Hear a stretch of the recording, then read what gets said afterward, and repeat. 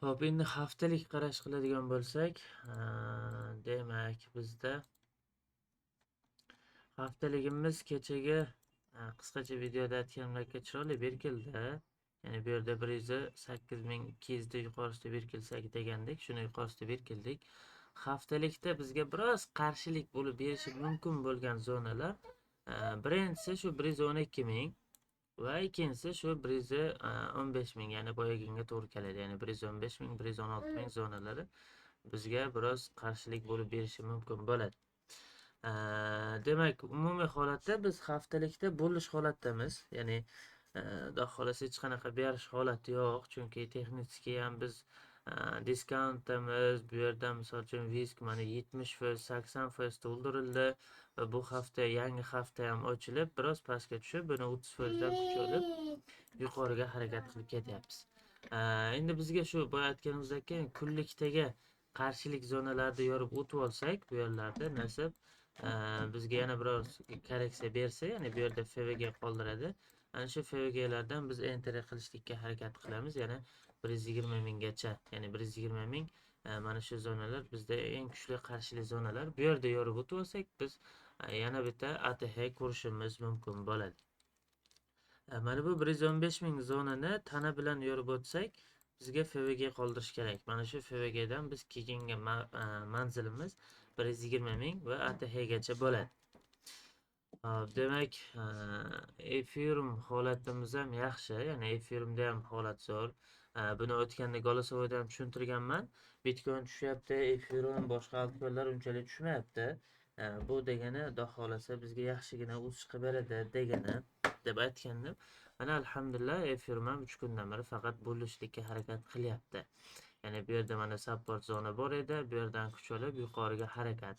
Hop, Ethereumdan endi bizga qarshilik bo'lib beradigan zona mana shu zonalar, ya'ni deylik 4260 lardan tana bilan yorib o'tsak, bu ham xuddi Bitcoin singari va FVG qoldirsa, ani korreksiyasi mana shu FVGdan kuch olib yana yuqoriga, ya'ni keyingi maqsadimiz 4450 dollarlar va shu bilan ATHgacha ko'rishimiz mumkin bo'ladi, ya'ni Ethereumda.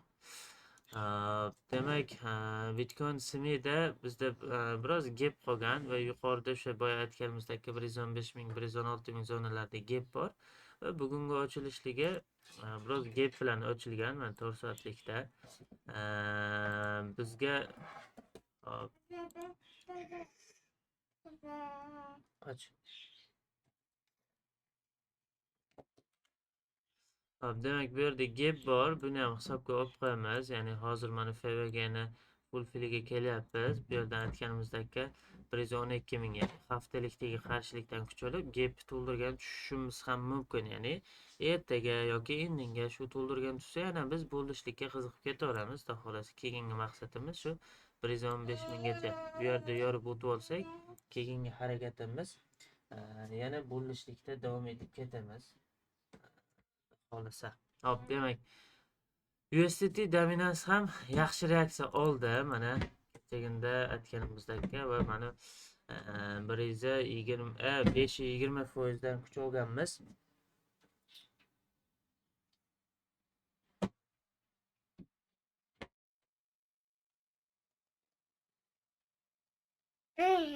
Besh 20% dan kuch olganmiz. Mana bu support bo'lib berishi mumkin deganman. Kecha mana tushib biroz reaksiya berdida. Buni pastga yorib o'tdik. Pastga yorib o'tganimiz yaxshi bo'ldi. Nasib endi mana pastroqlargacha tushishimiz mumkin bo'ladi. Eng birinchisi shu 480, 470 va undan keyin 460 va eng pastroqqa tushadigan bo'lsa 440largacha bizni targetlarimiz bo'ladi. Ya'ni mana shu zonalar bizni foydalarimizni oladigan zonalar hisoblanadi 440gacha. Shu yerlarga har tushgan paytda biz altcoinlardan, umumiy bozordan foydalarda fiksatsiya qilib tushib ketishimiz kerak bo'ladi. Bitcoin dominansda ham mana tushish boshlandi. Ya'ni biroz yuqoriga ko'tarilib,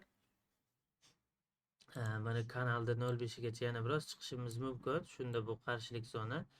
Bu yerdan kuch olib yana pastga tushishimiz mumkin. Lekin umumiy holatda mana shu joygacha chiqishimiz mumkin hisoblanadi. Buni analizini tashlaganda. Demak, lekin mana shu turgan joydan pastga harakat qilib bersa, nasib retestidan yana darcha pastroqqa tushamiz. Ya'ni bunda ham ancha mana pastroqlargacha tushishimiz bor, xudo xolasa. Ya'ni nechalargacha desa 58 va undan ham pastroqlargacha tushishimiz mumkin bo'ladi. Ya'ni bu degani altkorlarimiz yana bizda bo'lishlik holatda bo'ladi degani, Alloh alam. Umumiy bozor holati shu. Shuning uchun bugun live o'tmadim. Qisqacha video shaklida tashlab qo'yaman dedim.